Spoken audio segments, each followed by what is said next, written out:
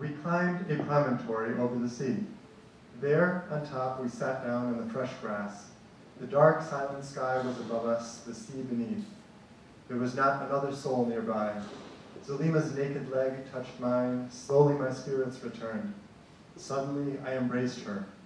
Again, I was overcome by desire. Picking a moonflower, I placed it on Zolema's bosom. She stayed silent, though her heart beat more quickly. Stretching my head toward the moon, or my hand toward the moon, softly, eyes shut, I commenced to hum a tune.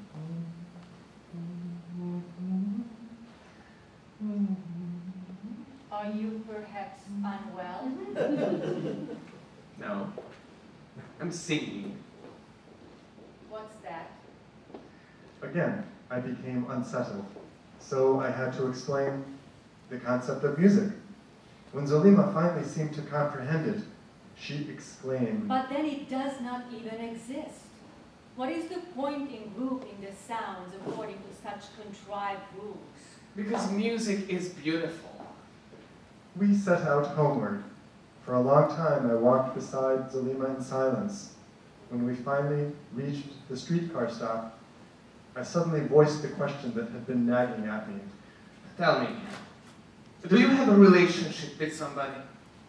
What do you mean by that? A man. The streetcar is coming. Let's get on. So she had secrets. After getting off, Zolema would have to confess everything. No sooner did we sit down, however, than she commenced to describe all the men with whom she had performed sexual work. Not that she knew their names. She hadn't even asked. Everyone around us could hear this. I was burning with shame, though not a single face turned toward us. I was compelled to ask Zolema not to continue. She fell silent. When we got off, I told her that her behavior had been most improper. I do not understand. Why did you ask if you did not want an answer? Silence! You don't understand. On the contrary, it is my duty to teach you. Otherwise, what is the sense in our being together? You would compel me to act in a Kazi way if you wanted me to refuse any man who might want to perform sexual work with me.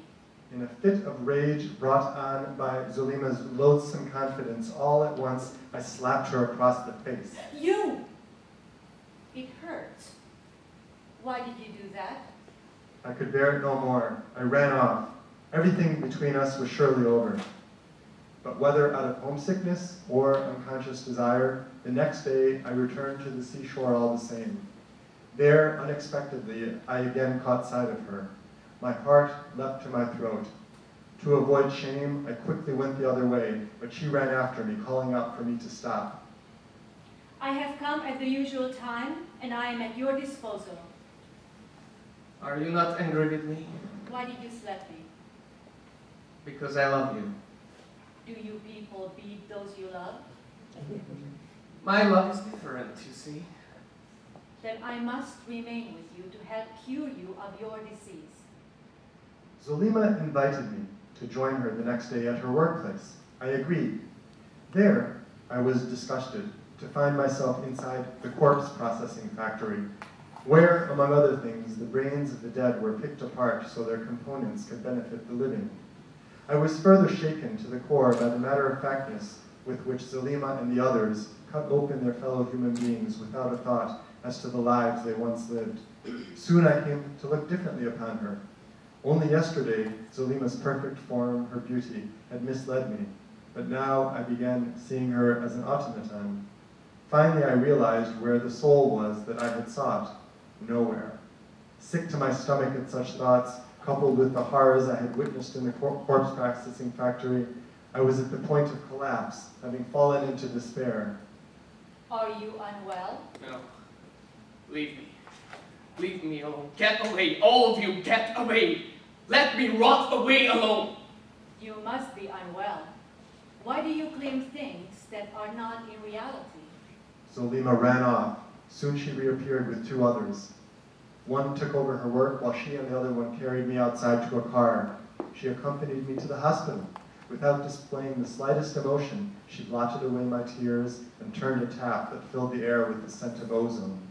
In the hospital, a physician stepped forward. Zolema reported where she and I, a Belarusian, she added, had come from. Having dryly summed up my symptoms, she announced, In the event of death, attach a diagnosis stating if the brain can be used or if it should be discarded.